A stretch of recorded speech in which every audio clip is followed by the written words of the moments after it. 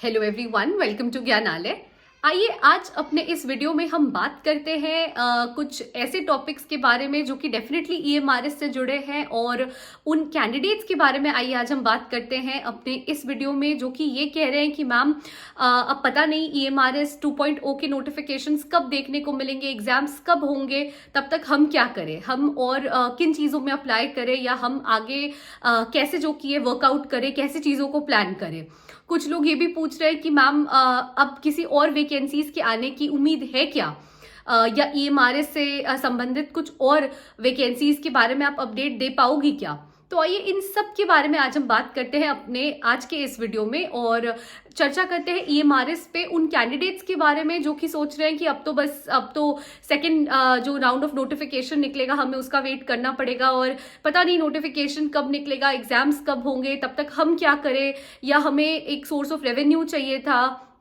शायद कुछ ऐसे भी थे कैंडिडेट्स जो कि फर्स्ट टाइम अपीयर हुए थे, वो किसी तरह से पहुंचे मतलब वेटिंग लिस्ट तक, बट उनका फाइनल सिलेक्शन नहीं हो पाया और वो अभी भी समझ नहीं पा रहे हैं कि भाई कैसे फिगर आउट करें। कुछ ऐसे भी बच्चे हैं जो फर्स्ट टाइम अब अपीयर होना चाह रहे हैं बट ईएमआरएस के सिस्टम को अंदर से, या आप कहो कि इंटरनल उनका स्ट्रक्चराइजेशन क्या है, वर्किंग प्रोसीजर क्या है, उसे समझना चाह रहे हैं। और इन सब के बारे में देखिए मैं एक एक करके चर्चा करती हूँ। देखिए मैं जानती हूँ कि ईएमआरएस का जो 2.0 का नोटिफिकेशन है वो भी निकलने में टाइम लगेगा, बट देन डेफिनेटली हमें वो भी उम्मीद हम रख सकते हैं कि निकलते हुए जल्द दिखाई देगा। बट हाँ, उसमें टाइम लगेगा, ये बात है, क्योंकि देखिए इस साल के अंत तक हमने उम्मीद लगा के रखी है। उसके पहले निकल जाए तो वेल एंड गुड है। हालांकि अब जो रिजल्ट्स निकल गए हैं ये ज्वाइनिंग करा देंगे मई में, उसके बाद ईएमआरएस नेक्स्ट के कॉन्टेक्स्ट में ईएमआरएस जो कि है, आप देखो कि कुछ और ऐसा वर्क नहीं है जो कि नेक्स्ट को करना बाकी रह जाता है ईएमआरएस के कॉन्टेक्स्ट में, बट हम फिर भी उम्मीद लगा के ज्यादा से ज्यादा ड्यूरेशन का चलेंगे ताकि अगर उसके पहले निकल जाए तो हमें वो देखकर खुशी हो कि भाई चलो फाइनली ईएमआरएस का नोटिफिकेशन निकल गया। बट फिर भी हम मान के चलेंगे कि इस साल के अंत तक चलिए नोटिफिकेशन निकलता है या नवंबर दिसंबर तक नोटिफिकेशन निकलता है। अब जो ये ड्यूरेशन है, जो फर्स्ट टाइमर्स हैं जिनको समझ नहीं आ रहा है कि फंक्शनिंग क्या है ईएमआरएस के अंदर, प्रोसीजर क्या चलते हैं या इंटरनल स्ट्रक्चराइजेशन क्या है, या जो ऐसे लोग थे जो सोच रहे कि भाई अब अभी के लिए हमारा सोर्स ऑफ इनकम कहाँ से हम जनरेट करें, या हमें एक पार्ट टाइम कुछ ऐसा ऑप्शन चाहिए जिससे कि हम एक अच्छे ब्रांड के साथ भी जुड़ सके, एक अच्छे ऑर्गेनाइजेशन में काम भी करें और साथ साथ हम पढ़ाई पर भी ध्यान दे सके। तो देखिए यहाँ पे ईएमआरएस खुद आपको एक बहुत अच्छी अपॉर्चुनिटी दे रहा है। ये डिस्ट्रिक्ट मयूरभंज है और यहाँ पे इन लोगों ने एक वॉक इन इंटरव्यू निकाला है। ये 11 तारीख यानी 11 जून का है, 11 जून 2025 का है। और देखिए टाइमिंग इन लोगों ने मेंशन की है 10 बजे की, कि आपको जाके वॉक इन इंटरव्यू देना है। यहाँ पे आपको अपने ओरिजिनल डॉक्यूमेंट्स ले जाने हैं और ओरिजिनल डॉक्यूमेंट्स के साथ एक copy of self attested documents जो है वो सब ले जाने हैं। अब आप पूछोगे कि मैम पोस्ट के बारे में तो आपने बताया नहीं। देखिए यहाँ पे इन्होंने वेरियस पोस्ट मेंशन कर रखे हैं, जैसे पीजीटी है, टीजीटी है। पीजीटी में देखिए कंप्यूटर साइंस के लिए एक है, यहाँ पे देखिए इंग्लिश में जो है वो भी एक है, फिजिक्स, केमिस्ट्री, मैथमेटिक्स है, उड़िया है, इको है, ज्योग्राफी है, हिस्ट्री है। इन सब के लिए पीजीटी के अंदर इन लोगों ने पोस्ट मेंशन कर रखे हैं। वैसे ही टीजीटी है, काउंसलर है, टीजीटी में भी काफी सारे पोस्ट है। हाँ, ये चीज जरूर है, मैं स्टार्टिंग में क्लियर कर दूं कि ये चीज कि भाई ये जो वैकेंसीज है ये कॉन्ट्रैक्चुअल है, एडहॉक बेसिस पे है और आप इसको परमानेंट करने के लिए आप जो कि परमानेंसी क्लेम नहीं कर सकते हो लेटर ऑन।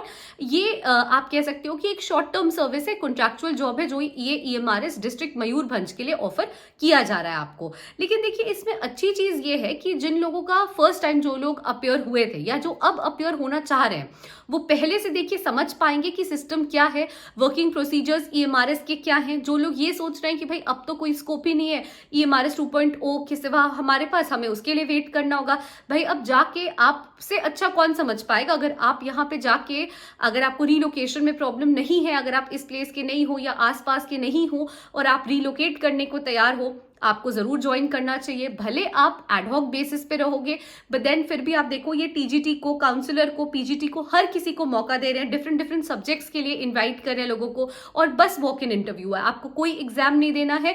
आप अगर इंटरव्यू में सिलेक्ट हो जाओगे, ये आई थिंक हफ्ते भर के अंदर अंदर सिलेक्शन का जो रिजल्ट होगा ये निकाल देंगे इंटरव्यू के बेसिस पे आपको ज्वाइन कर लेना है। जैसे ही आप ज्वाइन कर लोगे, एज लिमिट भी देखिए इन लोगों ने काफ़ी ज़्यादा रख रखी है, 21 ईयर्स से 60 ईयर्स तक की एज लिमिट है, जो कि काफ़ी ज़्यादा है। काफ़ी लोगों को अपॉर्चुनिटी मिल जाएगी यहाँ पे।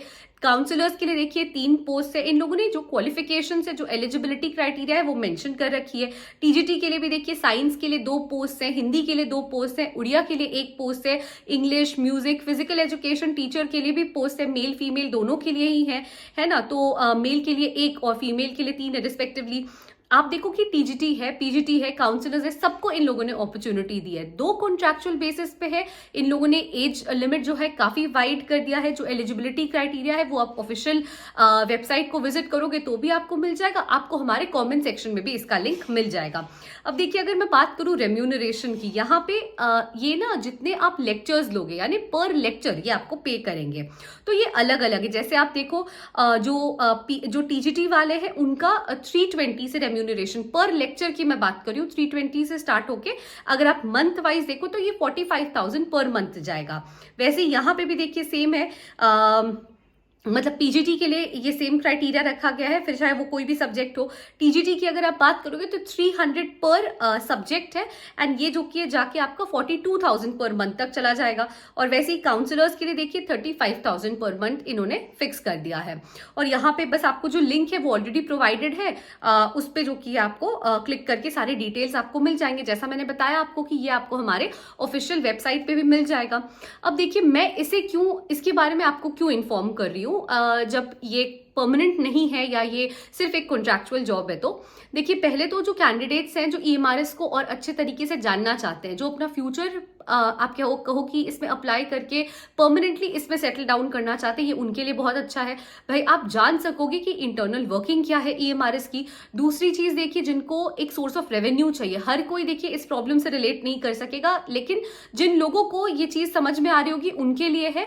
क्योंकि हर कोई देखिए एक इनकम का साधन ढूंढता है, डिफरेंट वेरियस अपने सबके रीजन होते हैं, डिफरेंट कॉजेज है, और उनके लिए ये बहुत अच्छा है भाई कि कम से कम आपके पास एक इन हैंड सैलरी तो रहेगी, साथ साथ आप अपना प्रिपरेशन करते रहोगे। ईएमआरएस में ही रह के आप ईएमआरएस के लिए भी प्रिपरेशन कर सकते हो, तो आपको इंटरनल स्ट्रक्चराइजेशन समझ में आएगा, वर्किंग प्रोसीजर समझ में आएगा, कब छुट्टियां मिलती है, लीव का क्या सिस्टम है ना। आप देखो कि समर वेकेशंस कैसे होते हैं यहाँ पे, क्या सब कुछ, क्वार्टर्स का क्या अलॉटमेंट है, सब कुछ, कनेक्टिविटी कौन से प्लेस का कहाँ का क्या है, जो नोटिफिकेशंस निकलते हैं, नोटिफिकेशन आप कब तक एक्सपेक्ट कर सकते हो, हर कुछ ईएमआरएस के अंदर रह के आप समझ पाओगे। आपके पास एक इनकम का साधन रहेगा, आप ईएमआरएस में रह के ईएमआरएस की तैयारी कर पाओगे। I think 45,000 for a beginner is not bad, and it shouldn't matter कि ये परमानेंट है या कॉन्ट्रैक्चुअल है। आपके पास एक जॉब है आपके हाथ में जो कि कहीं ना कहीं आपको एक सिक्योरिटी दे रही है। फिर चाहे आप उसके बाद जो भी एग्जाम निकालो वहां पे जाके आप परमानेंट पोस्ट ले लोगे, लेकिन तब तक तो पर लेक्चर ही आपको पे कर रहे हैं। या फिर मंथली अगर देखो तो 45,000 पीजीटी टीजीटी के लिए, एंड काउंसलर्स के लिए 35,000 पे करे, which is not bad.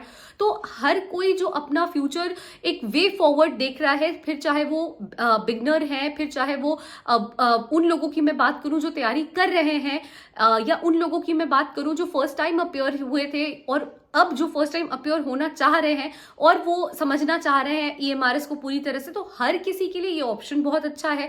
Salary ये अच्छी पे कर रहे हैं, जो एज लिमिट इन्होंने रखा है, एज क्राइटेरिया वो काफी बड़ा है, तो आपको इस अपॉर्चुनिटी को मिस नहीं करना चाहिए। मैं समझ रही हूँ कि ये कॉन्ट्रैक्चुअल है, आपको लगेगा कि मैम कॉन्ट्रैक्चुअल पोस्ट को इतना क्यों प्रमोट करी है या इसके बारे में क्यों इतना बता रही है। दी ओनली रीजन इज क्योंकि हर कोई देखिए मेरी बातों से कनेक्ट नहीं कर पाएगा, बट जिनके पास इनकम का अभी सोर्स नहीं है और जो कहीं ना कहीं एक जॉब ढूंढ रहे हैं, जो कहीं ना कहीं एक अच्छे ऑर्गेनाइजेशन के साथ जुड़ना चाह रहे हैं ताकि वो उसको अपने सीवी में ऐड कर सके, फर्दर वो कहीं और अप्लाई करें, किसी और इंटरव्यू में अपीयर करेंगे तो उनको एक अपर हैंड मिलेगा दूसरों के मुकाबले, तो वो सारे लोग जो कि इन चीज़ों से रिलेट कर पाएंगे। ये बहुत प्रैक्टिकल चीज़ें हैं, हर किसी के साथ प्रॉब्लम होता है, आपके मेरे किसी के भी साथ हो सकता है। तो this was just a source of information. आपको एक बार वेबसाइट पर लॉग इन करके ज़रूर पढ़ना चाहिए, जानना चाहिए इसके बारे में। और आई थिंक कि जो प्रोसीजर है वो भी काफ़ी डिफिकल्ट नहीं है, सिर्फ इंटरव्यू बेसिस है यहाँ पे, तो आपको ज़रूर एक बार ट्राई करना चाहिए। जैसा मैंने आपको बताया, लिंक आपको ऑफिशियल वेबसाइट पे भी अवेलेबल है, हमारे कमेंट सेक्शन में भी मिल जाएगा। सो thank you so much for watching the video till the and. I hope कि आपको ये वीडियो मेरा पसंद आया होगा. This is just an offer for joining on a contractual basis, a job for contractual basis. But ये कहीं ना कहीं आपको एक अच्छी अपॉर्चुनिटी जरूर दे रहा है, आपके लिए एक वे फॉरवर्ड प्लान जरूर बना देगा. And please do think about it before rejecting it totally. So thank you so much for watching the video till the end. Please stay tuned to Gyanalaya and please do like, share and subscribe our channel. Thank you.